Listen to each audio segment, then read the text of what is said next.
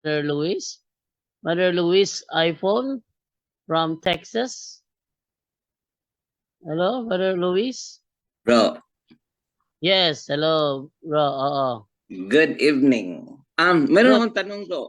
Meron akong tanong siguro kay Brother Angel to. Yun bang sa noong kabataan natin naka-experience tayo ng mga suntukan, mga ganon. Is that a mortal sin? No. Actually may nagtanong kay Father Darwin yun, naalala ko kasi halos pagka nakikinig ako, talagang inaano ko yan no, pinagninilayan ko. May nagtanong noon ganyan din po na nagalit ako, sabi niya nasuntok ko, may nakikipag ano daw siya, debate. Ang ginawa nitong Katoliko sa pakikipag-debate niya, talaga nasuntok talaga niya. Siguro mainit ng ulo nito at hindi niya napigilan. Sinuntok niya. So, sinagot ni Father Darwin, tandaan natin po na ang mortal sin, unless kailangan, bago maging mortal sin ng isang kasalanan po, kailangan may grave matters. May grave effect. Ano yun? Yung may mga nasaktan, no? Siyempre, yung may nasaktan o may namatay, grave effect yun.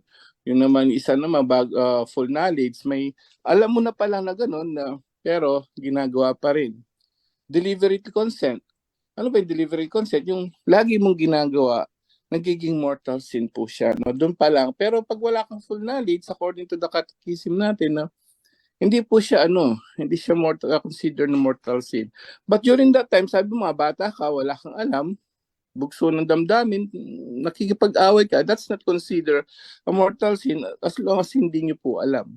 No? So sabi rin ni Father Darwin, kung wala namang nangyaring talagang nasuntok mo, medyo nasaktan na siya, sabi niya, hindi naman siya mortal sin kasi sabi nga, nabigla ka lang. Pero, kung naalala niyo po lahat yon, halimbawa, ngayon, ako rin ganun kung ano may naalala ko kahit nung bata pa ako, lahat ng kasalanan na gawa ko dahil sa pagkikinig natin sa punto por punto, sa pag-aaral, na-realize natin lahat, ang dami pala nating kasalanan na hindi natin alam, pala natin normal lang noon, no? So ngayon, dahil nalalaman natin, pwede natin ilista yan, isama na rin po natin sa kumpisalan para mas sigurado po tayo. No? So, yun po yung maipapayo ko sa mga ganun na hindi natin alam naman So, it's not a mortal sin as long as you don't have full knowledge po, kapatid. Bro, follow up bro. Yes, bro. Pero ang system dito sa amin, it's nagmisa sa Saturday mass nila, magmisa sila. Tapos pagkatapos ng misa, mayroong kumpisalan. Pwede akong maka-accept ng Holy Eucharist, ano? Tapos magkumpisal ako later. Actually, pinag-aralan ko yan Dati nagawa na po namin yan medyo na na kami. Dito, experience ko lang po dito, no? Magkukumpisal sana kami. Medyo ayaw na ni Father kasi mag-uumpisa na daw. So sabi ni Father, you can do it later. Sabi naman niya, after Mass. So, yun. Pwede naman daw, no? Pero sa pagsa-search ko, hindi daw maganda yun no? As much as possible po. Pero ngayon, siyempre, authority yun, yung nagsabi. Talagang sinabi ko talaga, pwede kami mag-confess. Kasi may 10 minutes pa yata. Lagi kami kasi maaga sa misa, no? So, experience-wise, yun ang sabi ni Father, pwede naman. You can confess later, sabi naman po. Pero hanggat maaari, sinerge ko yan hanggat maaari. Wag kasi dapat talaga before para mas karapat dapat tayo sa pagtanggap sa mismong katawan at dugo ni Kristo, kapatid. Kasi bro, pag simula ng misa, may preparation of faith naman. Venial sin consider pa naman yung nangyari sa yung tinatanong ko sa iyo. So ano na yan, pero di ba? Pero mas maganda, ako ganun ginagawa ko. Siyempre, nakakapag-ano tayo. Ngayon pala, may mga mortal sin noon. Nakakasubo tayo ng hostia, no? That's considered as sacrilege. So, kagaya ng pag-aralan natin. So, kung pag-aaralan mo, yes, consider na venial sin lang naman. But, still, mas maganda siyang i-kumpisal po. Mas sigurado tayo doon. Kasi mahirap na, no? So, mas sure, lagi akong, lagi kong nagsasabi na mas sigurado tayo, ito ba'y kasalanan o hindi. Let's include it into our sa mga confession po natin. Mas maganda, mas sigurado po. Yeah, kasi ang inano ko rin na you don't want to starve yourself sa Eucharist. So, pag misa na yun, it's an opportunity to accept Jesus Christ. So, Yes. parang gusto mong magkalawat ba? O gusto mong mag-Eucharist ba? Accept ng Eucharist ba?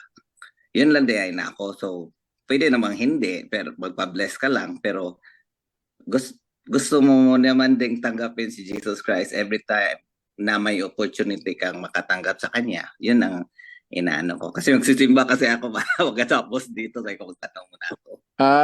Okay. Opo. So, yes, consider na venial sin, yung mga dating naisip mo na ako rin ganyan, sa mga hindi ako makapag-kumpisal, naisip ko siya. So, still, iniisip ko, it's still a consider naman. So, go back to basic po. Catholic teachings naman, in order for the sins to be mortal sin talaga, yun, kailangan may full knowledge ka pa rin. So, yun nga po, hindi naman siya consider na dahil walang full knowledge. And then, I think, of course, only God knows, no? Yung talagang proper dyan na eksakto dyan. Only God knows. Pero let's always back to basic. Mas maganda po sa lahat ng nakikinig, lahat pag naisip tayo, list na natin and confess it before Mass. Ngayon, yung sabi nyo nga, naisip nyo ngayon, hindi nyo doon tayo sa profession of faith. Doon tayo sa parang act of penitential act or act of contrition na rin yun. So, yes, mas pwede na rin po siguro yun. And then go to confession. Later, after Mass, i-consider mo yun. Opo, isama nyo yun. Naisip ko lang yun dahil yung sa kakinig sa sa punto per punto sa kay ni Dr. Ditching. Tapos naisip ko, sabi, nga pala, nakipagsuntukan pala ako noon, or mayroon kang ganun experience. Sabi ko, sisimba ako ngayon, bukas, kaya ako? So, kahit tatanong ko muna bago ako punta. Yes, it's considered a venial sin naman kung di nyo naman po alam, no? Kahit nga yung mga mortal sin na ngayon, hindi mo na naman natin alam eh. And then later on, doon na lang natin ikumpisal. Yes, so, yun ang naman ng church natin. So, wala naman po full knowledge during that time. Bata pa kayo. Sige bro, salamat. Apo. Simba na ako. Salamat sa Diyos. Oo. Okay, thanks. Thanks, umaga. Thanks everyone. Umaga pala dyan no? Morning dito. Morning, yeah. Yes. So, it's a first Saturday. No? First. So, mayroon ding rosary for Mama Mary. That's a Saturday Mass. Yeah, first Saturday. Yes, first Saturday. Hindi po. Dito kasi paggabi yung mga anticipated. Pero diyan umaga po, no? Dito anticipated pa kasi Saturday pa to eh. Saturday morning. So to morning? Novena. Yes, Saturday siya. Hindi po siya anticipated for Sunday. Ngayong gabi anticipated. Gabi pa dito, umaga pa 7 o'clock. Yes. So sa gabi ninyo sa Texas, sa gabi niyan, yung misa doon for Sunday. Pero yung ngayon, yung morning nyo po diyan for Saturday lang, no? Ito yung ebanghelyo. For Saturday. Yan. Ito yung ebanghelyo ngayon. Tama-tama po.